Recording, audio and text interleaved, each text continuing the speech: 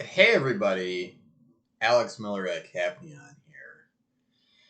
There's some headlines today that are really interesting, and they're outside of my usual lane, but I find them so interesting, I'm going to try to break them down for you because I want you to enjoy their interestingness as well. And I'm going to talk about the feud between Disney and their special district in Central Florida, and then Florida state government, particularly via the person of Governor DeSantis. Well, I have opinions about the disputes that are driving conflict over this special district that Disney has. I'm going to be totally agnostic here, and I'm just going to analyze the clash of power and agenda between the government and Disney, of course, a very large corporation with a huge presence in Florida, because there's a lot there that's worth understanding, kind of. I'm going to break down the running plays in the football game for you. I'm not going to express an opinion about which team I root for. So let's do some backstory.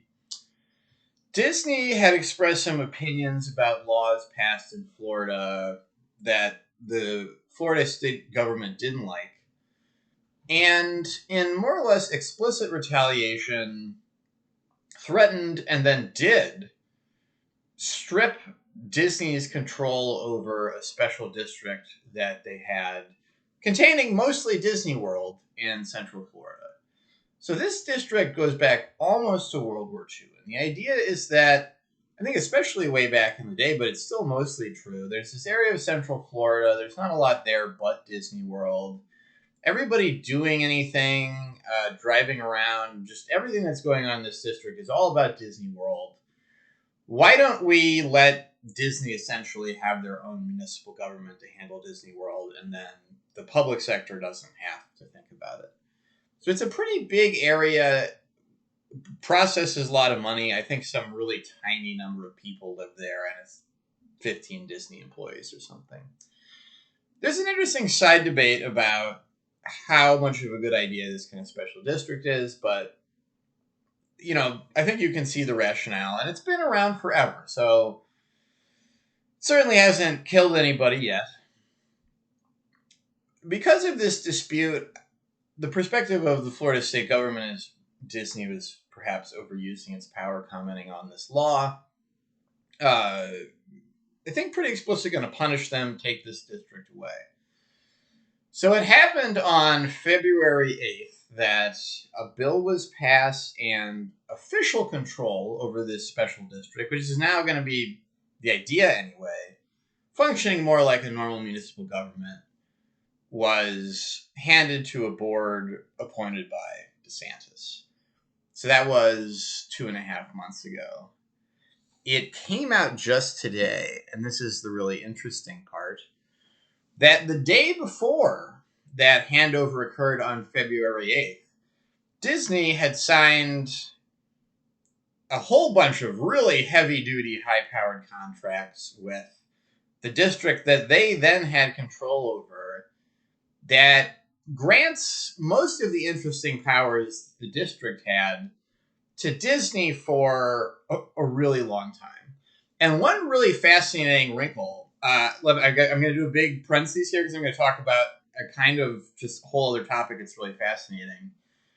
If you read news articles about these contracts, there's a lot of weird stuff about King Charles and his descendants. And this is a fascinating and arcane, but occasionally kind of important legal issue called the rule against perpetuities. It's an old common law thing that goes back to England. I think it exists in 40s, low 40 something states in the United States. There's some exceptions. The whole point is that you're not supposed to be able to write a contract that lasts forever, and in particular, lasts beyond the concerns of people that are alive when you wrote the contract. So when you see this weird language on King Charles, what you should read between the lines is that Disney has some really high-powered, scary lawyers, and they did a really good, kind of comically thorough job in writing these contracts that, hey, sorry, Disney controls everything forever to the very limit of the extent that the law permits. And this funny clause is just another example of going everywhere, crossing every T, dotting every I, making this contract last as long as a contract can legally last in the Anglophone world. All right, so to come back to the original dispute, it's only discovered now, a month and a half later, that Florida, in relative broad daylight, signed a bunch of contracts with this district that means they basically still have control of it. And it sounds like the board that DeSantis appointed only can sort of write checks to fix potholes, basically. There was certainly an aspiration that, on the Florida state government side, that getting control of this district would give the Florida state government more leverage over Disney. I saw an explicit quote in the paper today, give them ability to regulate what kind of, content, entertainment was going on at Disney World. If these contracts stick, that's certainly blown out of the water. And then if these contracts stick, maybe this whole thing has basically been a farce. So probably there's going to be a legal challenge to this coming from Florida state government trying to invalidate these contracts that Disney signed with the district when they controlled it. And I am not a lawyer, so I've already told you everything interesting I know about the legal stuff. I guess you could say it's already been revealed that Disney has really good lawyers, and they are more disciplined about their chess moves and paying considerably more attention than the state of Florida. A political issue I would also point out, I don't want to pass judgment on what should happen. It's always been true that there was sensitivity.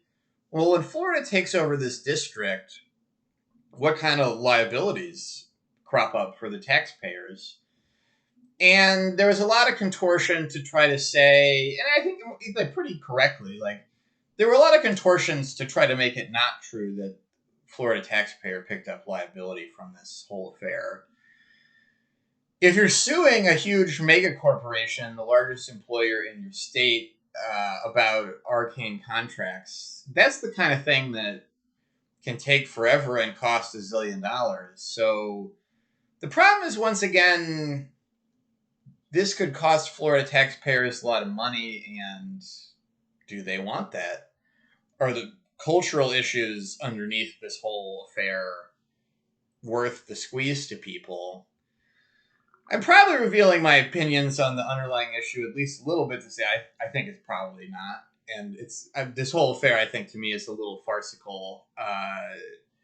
If you're going to punish somebody for something, you should at least do a better job. And maybe it was not an appropriate punishment in the first place.